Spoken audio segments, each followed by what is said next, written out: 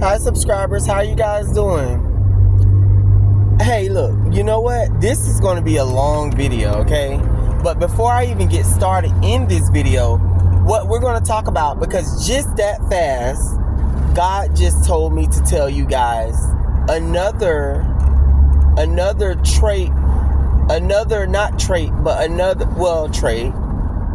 mannerism of the narcissist, ladies and gentlemen. He told me just that quick. So this video right here, ladies and gentlemen, is going to be very, very powerful, because when I was in the shower just a few minutes ago and I was feeling stressed and I was like, God, okay, you know, you've given me what I need. You know what I'm saying? I don't have everything that I want, but you've given me what I need. And I said to myself, I said, but Lord, right now I'm stressed. And I want to know, how do I put this stuff together? Because it had got to the point where anxiety was kicking in. And ladies and gentlemen, he told me that he's going to use me for spiritual work, ladies and gentlemen.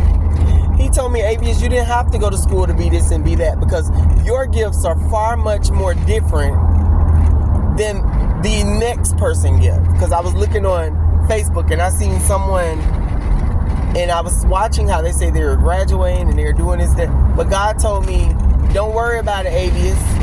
It wasn't meant for you to go to school. I'm serious, you guys. He told me this. He told me that he wants to use me. And he said he wants to use me to get the message across to the world. And he wants to give me spiritual abilities that's far beyond the ones that I have now. Now, ladies and gentlemen, what we're going to talk about is what I was going to tell you guys that he told me to tell you was, you can tell a narcissist because of you, just like a set. It's just like a set in a movie. You know how they say lights, camera, action? And I don't know what that thing is that they hold, but they slam it down like that. It makes a loud clapping noise. And then all the actors get into performing and acting and, you know, playing their roles. You can tell because, for example, whenever I just hit record on my cell phone, I was picturing a narcissist when they are getting ready to do a video and they know a lot of people are going to see them. They will light up. So, for example, if I was getting ready to press record on my phone, and you know how I gave you guys a greeting, hi subscribers, how are you guys doing? That would not be the narcissist greeting. The narcissist would, of course, it would go something like this. Hi, how you guys doing, subscribers? How's it going? And it's so overly dramatic because, ladies and gentlemen, these toxic ass people be so happy that someone is watching them. They be so happy that, ooh, look. Ooh, I'm being watched. They're watching me. Everything is so overly dramatic and acted out, ladies and gentlemen. Everything is so overly dramatic and acted out. And I just had a vision in my head when I pressed record, and I was like, these kind of people, ladies and gentlemen,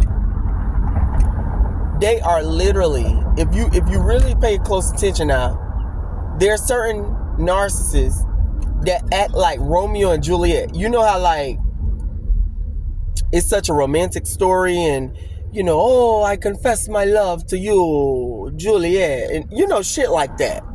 This is the way, if you pay close attention, they be in role, like seriously, especially if they're trying to get you. They be in, like, they be playing that role, like really trying to get you to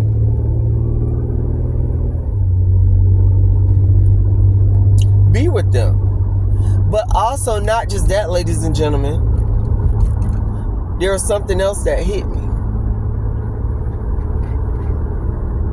And I'll tell you guys in a few.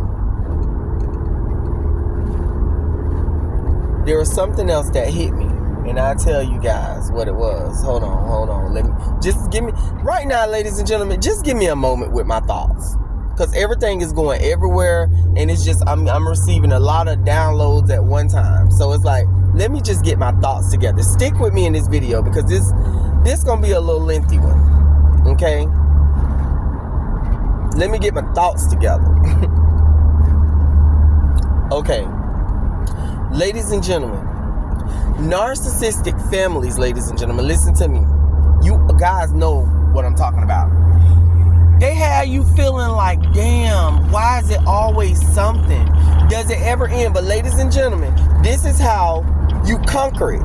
Because you got to always understand and realize in your mind, there's always going to be something. It's never going to be a moment where you can just relax and everything's going to be okay. It's never going to be, well, you know, this month I haven't heard no family drama. It's always going to be something. The narcissist is a non-stop, 24-hour, round-the-clock, toxic piece of shit. All it can do is spew out negative energy, ladies and gentlemen. When you're watching, for example, you know, you have ice machines, and they all they do is they just create ice, and you get more ice and more ice and more ice and more. That's how it is. Don't expect the outcome to be a damn frozen cup. It's going to create ice, and you're going to get cubes of ice, that's how the narcissist is, ladies and gentlemen. They continuously spew out negative things in the earth because they're negative. Them themselves are negative entities that go around and they poison everyone. Everything that the narcissists touch, every conversation that the narcissists have, every interaction that the narcissists have, ladies and gentlemen, it just all goes, it just turns dark, ladies and gentlemen. It's like a darkness that just, you ever seen that movie Silent Hill? And you remember when, it was a time when, what would they say, the darkness is coming? And everything would turn black, and fruit would rot off of trees, and everything would decay, and everything would rust. This is how it is when you're dealing with a narcissistic, toxic family member, ladies and gentlemen. They're always constantly creating situations that cause you stress. Now, you need to pay close attention. Did you guys, when you were younger, have a loved one that was around you that was like my loved one? My loved one was my grandmother. My grandmother, I don't want to believe she was a narcissist. And then again, she could have been. I don't put nothing past nobody. But my grandmother would always, it's almost as if warnings would come from her to be able to look out for them. So there would be things that, you know, like I would say that the narcissistic parents would do. But my grandmother always told me, don't worry about this, and just go on with yourself, and they'll see that what they did, they'll look back and they'll reflect on it. She always said that. Now, my grandmother had several strokes, okay? So her communication, she was in her right state of mind, but just a lot of words she couldn't get out the way she wanted to get them out. But she would always do this. But even before that, when I was younger, my grandmother, I was one of the grandkids that she would always take to this stage play. There was a stage play that happened at a church around Halloween time, and it would be called Heaven Gates, Hell Flames. It would be at a church named Victory in my city. And what the stage play consisted of is it would be people that they would create scenarios on where people were I'm gonna get food after I drop this package off, where there would be scenarios on where there would be people that it would simulate like people's lives and stuff, and if people made the wrong decisions or the right decisions, depending on what decision they made, either they would die and go to hell. And how they would do this is, ladies and gentlemen, they would have actors that would come out with like fake demon horns and devil wings and would drag the cast member to the back. And the cast member would be screaming, you know, to make it dramatic, and it would be scary. And that part always scared me on a stage play. But then there will also be times where there would be scenarios where someone died and they were a faithful servant of God, and they would go to heaven and the lights would shine and the angels would lift up their hands, and it would be stuff like this. Ladies and gentlemen, it's almost as if my grandmother knew this is what they were. It's like my grandmother would literally be like, always have me up under her wing. Always be, even when I got older, she would come to my apartment and she would just sit for a little bit and make, shit is so scary. It's like it come from a movie. That's why I say, please pay attention to what goes on in your life, ladies and gentlemen, because there could be things and hints and clues that have been going on the whole time you were alive, and you never even knew that it was all pertaining to the fact because of these narcissists. That's how you know God on your side, because he always was looking out for you from the beginning.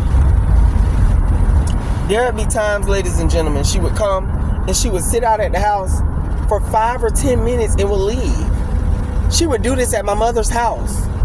Then when I got old enough to get my first apartment, she would come over there and do it. But it would be much more, she would be much more sociable.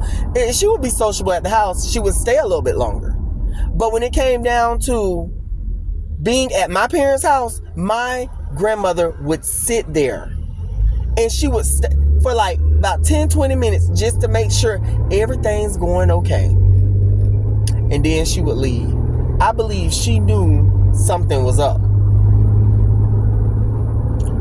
Going back until today, ladies and gentlemen. So I had to think to myself, I say, because there's a family member that I'm trying to protect with my dear heart and soul. Really two. But one, I kind of question. I don't know if they're kind of following their parents' traits or whatever, but I still protect them anyway. Ladies and gentlemen, I question, okay, what happens from here, God? What do I do? Do I just live my life where I'm protecting this loved one, and these narcissistic parents are allowed to do everything that they're doing and stuff like that? What do I do?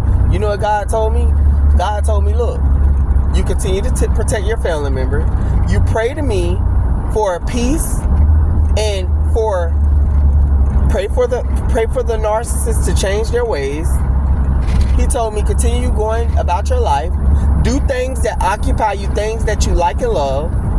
Whenever you're addressed, because it happens, you have the family member that comes to you talking to you about all of the chaos that the narcissists have created. He told me to listen to them, give them your 2 cents, and then focus on the positive side, ladies and gentlemen. That's a very important thing to do. Focus on the positive, block out the negative. Because see, these narcissists are headed down a dark road. I literally believe that they were only put on this earth to do Satan's bidding, and then when they die, they go to hell and suffer. Like, that's what I believe, honestly. But until then, God did not create us to go through hell with them. God created us to live life and enjoy life.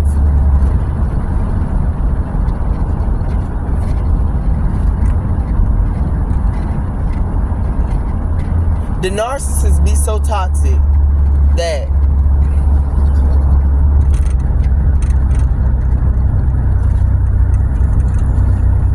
look, ladies and gentlemen, my little sister brought something to my attention. She told me, and I said, yeah, I feel like this person does this because they didn't have much in life. And she said, well, you know what? Every time there's a person that didn't have much in life, like basically saying, and I hate to say it, but a lot of people that were brought up in poverty or brought up in, the hood or the trailer park or those such and such. Ladies and gentlemen, this is no lie. They gain the habit of, let me get what I can get. Even if I have to manipulate this person to get it.